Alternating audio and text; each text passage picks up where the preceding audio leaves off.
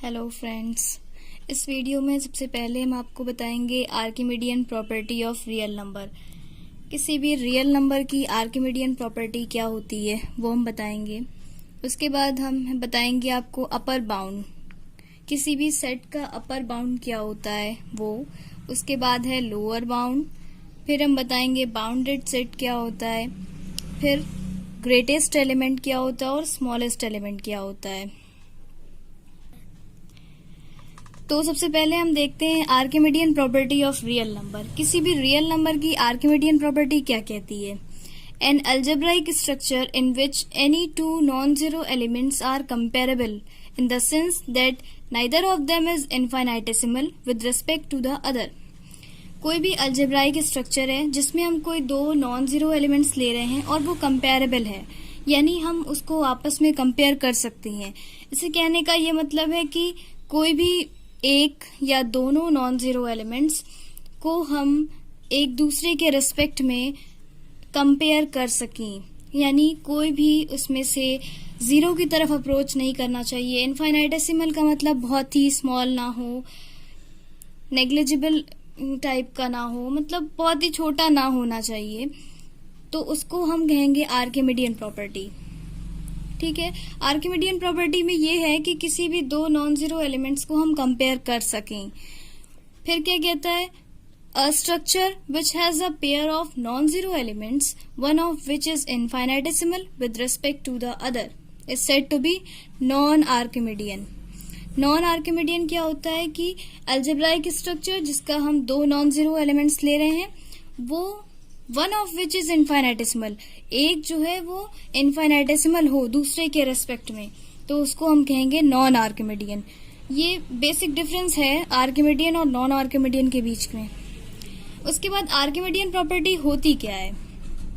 If x and y are two positive real numbers, then there exists a positive integer n greater than 0 such that nx is greater than y। Archimedean property ये कहती है कि अगर x और y कोई दो positive real numbers हैं तो कम से कम देयर एग्जिस्ट, कम से कम एक पॉजिटिव इंटीजर n मिल जाए जो 0 से बड़ा हो, such that nx is greater than y। इस कंडीशन को होल्ड करे तो वो कहलाती है आर्किमिडियन प्रॉपर्टी। ठीक है, इसके बाद आता है अपर बाउंड। अपर बाउंड, किसी भी सेट का अपर बाउंड क्या होता है? Let a is a non empty subset of r, then m belongs to R is said to be an upper bound of A if and only if A belongs to A implies A is less than or equals to M। यहाँ पे कह रहा है कि A कोई non empty subset है R का, मतलब कि A कोई नॉन एम्प्टी है और ये R का सबसेट है, तो एक एलिमेंट M मिल रहा है, M हम ले रहे हैं R में, तो उसको अपर बाउंड ए का तब कहेंगे जब वो इस कंडीशन को सेटिस्फाई करेगा। यानी हम कोई सेट ले रहे हैं, कोई एलिमेंट ले रहे हैं ए सेट से, हमने ए मान लिया। ये क्या इम्प्लाई करेगा कि इस सेट का जो एलिमेंट हमने लिया वो लेस देन और इक्वल टू कैपिटल एम के हो। कैपिटल एम कहाँ का एलिमेंट है? आर का एलिमेंट है। तो ये कंडीशन जब होल्ड करेगा तो वो अपर बाउंड हो जाएगा। जैसे हम एक एग्जाम्पल ले लें इसका,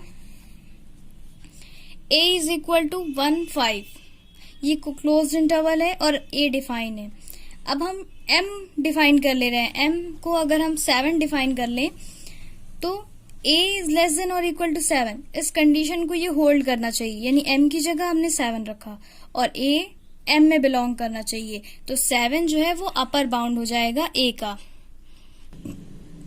लोअर बाउंड, लोअर बाउंड क्या होता है? Let a is a non empty subset of R, a कोई नॉन एम्प्टी सबसेट है R का, then small m belongs to R। Upper bound में हमने कैपिटल M माना था, यहाँ पे स्मॉल m मान रहे हैं। Small m belongs to R is said to be lower bound if and only if m is less than और equals to a for all a belongs to a। अगर इस कंडीशन को satisfy करेगा तो वो लोअर बाउंड होगा। यानी यहाँ पे कह रहा है कि A जो है वो नॉन एम्प्टी है और A जो है वो सबसेट है R का, तो कोई एक ऐसा स्मॉल m हमको मिल जाए जो लेस देन और इक्वल टू A हो, और A कहाँ का एलिमेंट है? कैपिटल A का। ठीक है। अगर इस कंडीशन को सेटिस्फाई करता है तो वो लोअर बाउंड कहलाता है। जैसे एक एग्जांपल है a is equal to close interval 1 5, तो इसका लोअर बाउंड क्या हो जाएगा, 1 हो जाएगा। इसमें सबसे छोटा एलिमेंट जो है वो लेते हैं, तो लोअर बाउंड जो है वो 1 हो जाएगा। उसके बाद है bounded set. A non-empty subset A of R is called bounded set if it is bounded below and bounded above. Bounded set क्या होता है, कोई non-empty subset A है R का, जैसे A non-empty है और A सबसेट है R का, तो इसको हम बाउंडेड तब कहेंगे जब ये बाउंडेड बिलो हो एंड बाउंडेड अबव हो।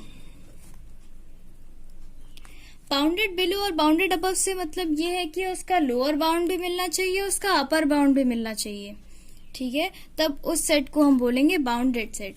जैसे यहाँ पे लिया है ए कोई सबसेट है आर का, इसको हम बाउंडेड तब कहेंगे जब वो इस कंडीशन को सेटिस्फाई करेगा, यानी there exist small M capital M, यानी लोअर बाउंड और अपर बाउंड दोनों उस सेट में हो, आर में हो, सच दैट वो किस तरह का हो, m is less than or equals to x less than or equals to capital M, जहाँ पे सारा x जो है वो a में बिलोंग करना चाहिए, यानी इस एलिमेंट का लोअर बाउंड भी मिलना चाहिए, अपर बाउंड भी मिलना चाहिए।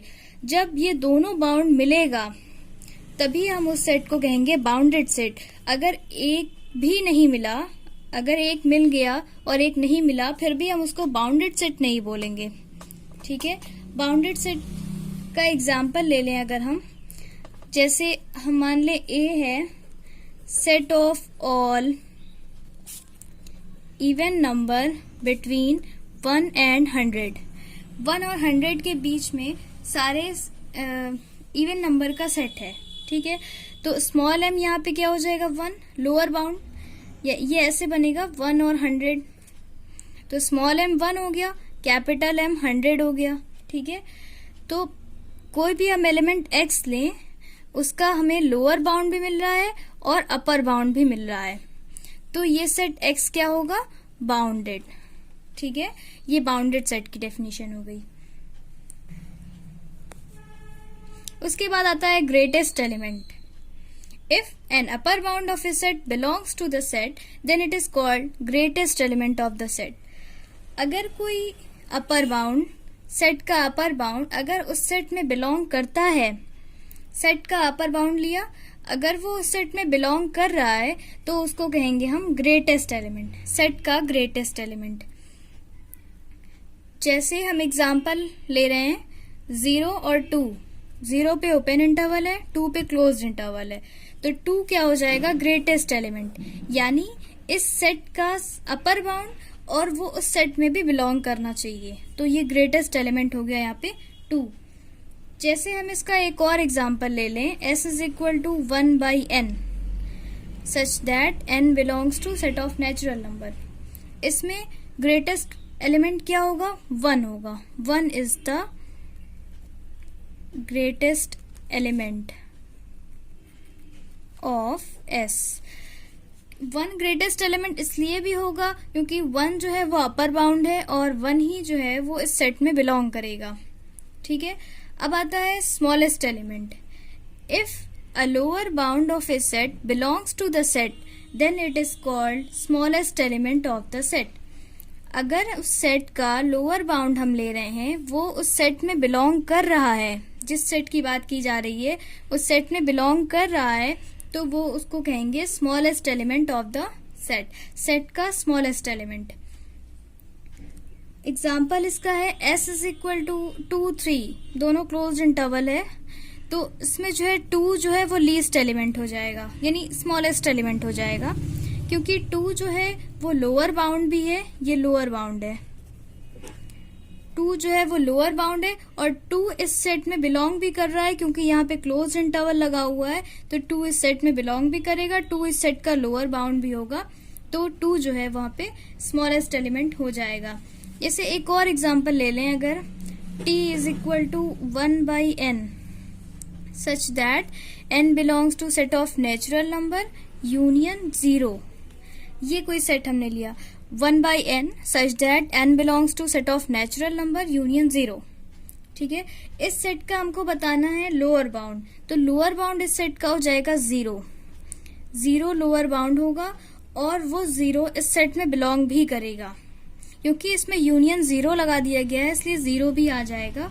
तो 0 इज द स्मॉलेस्ट एलिमेंट। तो ये हो गया स्मॉलेस्ट एलिमेंट। Thank you.